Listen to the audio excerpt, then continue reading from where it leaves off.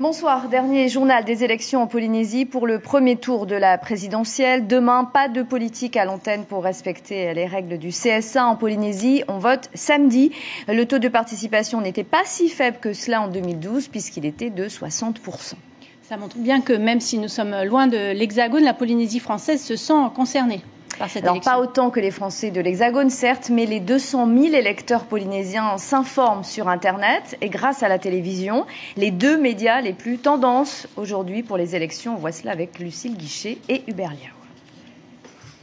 Dans les boîtes postales ce matin, tous les électeurs n'ont pas encore reçu les professions de foi des candidats à la présidentielle.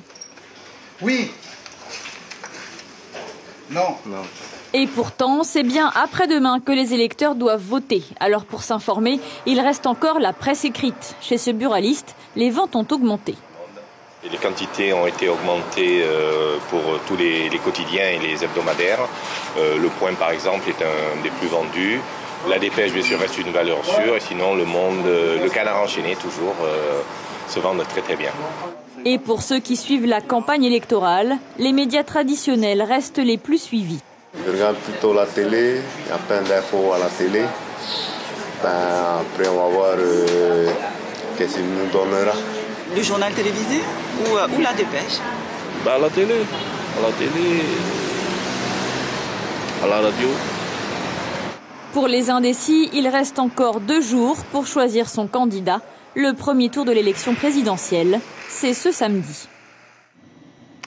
C'est dans un peu plus de 24 heures maintenant que tous les Polynésiens se rendront aux urnes, les Marquisiens aussi, à Nukuhiva.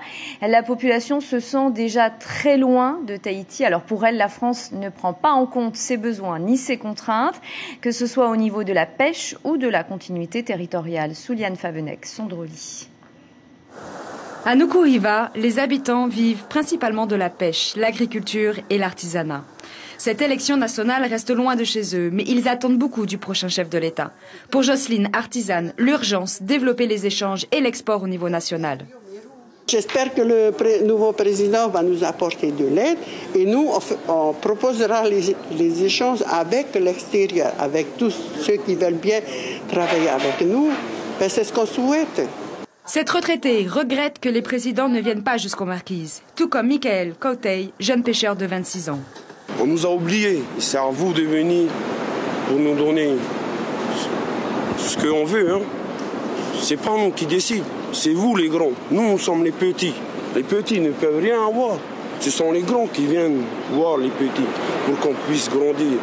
Les pêcheurs marquisiens dénoncent également le manque de surveillance de leurs eaux. De nombreux bateaux étrangers viennent ici pêcher illégalement. Le plus grand danger, c'est ceux qui viennent de dehors, de l'Espagne. Ce sont des grands bateaux qui peuvent avoir de grands congélateurs. Ils peuvent stocker autant, mais nous, juste des petits kilos. Eux, ce sont des tonnes qu'ils ramènent dehors. Mais nous, on n'a plus rien après. Ils ont la poche pleine. Pour les professionnels, il faut réglementer les zones. Soit qu'ils essayent de fermer, soit qu'ils cherchent un moyen pour qu'ils ne mettent plus les bateaux dedans notre limite. C'est tout ce qu'on demande, c'est tout. Autre problématique, la continuité territoriale. Aujourd'hui, de jeunes élèves en CAP Petite Hôtellerie effectuent leur stage au sein de l'unique hôtel de l'île. Ils viennent se frotter à la réalité professionnelle. La continuité territoriale leur permettrait de voyager et voir ce qu'il se passe ailleurs. Problème, elle n'existe presque plus. On est passé d'une période où on avait une continuité territoriale qui était très très haute, enfin je veux dire des revenus qui permettaient de vraiment se déplacer, à quelque chose de quasiment inexistant, avec des délais de carence maintenant qui rendent souvent impossible certaines choses. Conscients des problématiques, les Marquisiens attendent du prochain chef de l'État une réelle implication de leur vie insulaire. Le dernier sondage avant le premier tour en Polynésie, il est signé Harris pour France Télévisions. Oui, et ce sera le dernier sondage que l'on vous communiquera avant le scrutin. Emmanuel Macron arrivera en tête avec 25% des voix, devant Marine Le Pen qui obtiendrait 22% des suffrages, suivi de François Fillon et Jean-Luc Mélenchon, ex-aequo avec 19% des voix. Benoît Hamon obtiendrait 7,5% des suffrages, Nicolas Dupont-Aignan 4% des voix. On saura bientôt si les sondages avaient raison ou pas. Et ce soir, c'est Jacques Cheminade qui s'exprime au nom du parti Solidarité et Progrès pour combattre la vie chère. Le candidat veut faire une priorité de la production locale outre-mer et en finir avec les monopoles. Il l'a dit à Laurence Théatin dans notre rédaction à Paris. Écoutez. Il faut favoriser les productions locales et peut-être que le coût de la vie, dans certains cas, augmentera, mais ce sont des productions locales et il pourrait y avoir des échanges. Donc il faut protéger ces productions locales de façon systématique. Et on ne peut pas le faire simplement en constatant que la vie est chère parce que les produits alimentaires et l'énergie arrivent avec des monopoles. Donc il faut combattre ces monopoles, y compris en les taxant.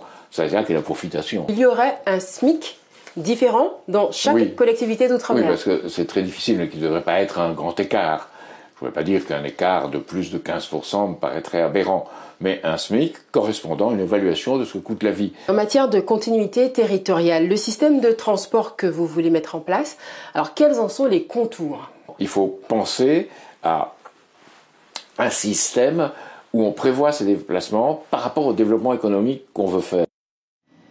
Et puis sachez que 2 candidats ont décidé aujourd'hui de mettre fin à leur campagne en raison de l'attentat des Champs-Élysées. Il s'agit de Marine Le Pen et François Fillon qui ont donc annulé leur dernier meeting.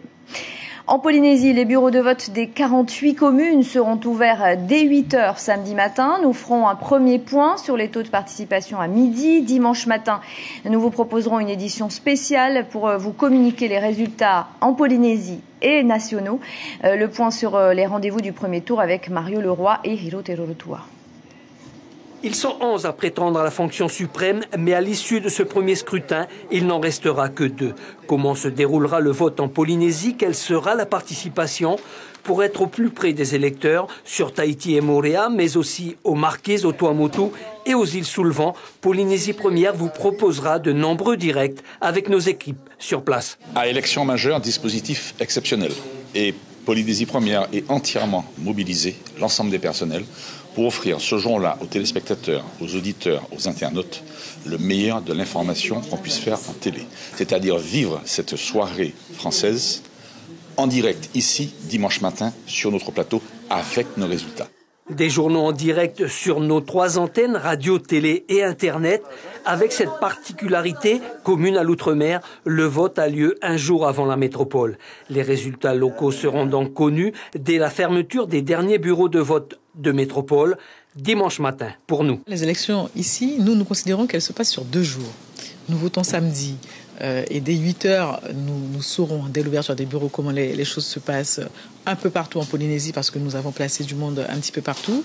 À 8h, à 10h en radio, à 12h, une édition spéciale sur nos 3 antennes, 16h, 17h30 en radio, et puis nos éditions du soir en télé.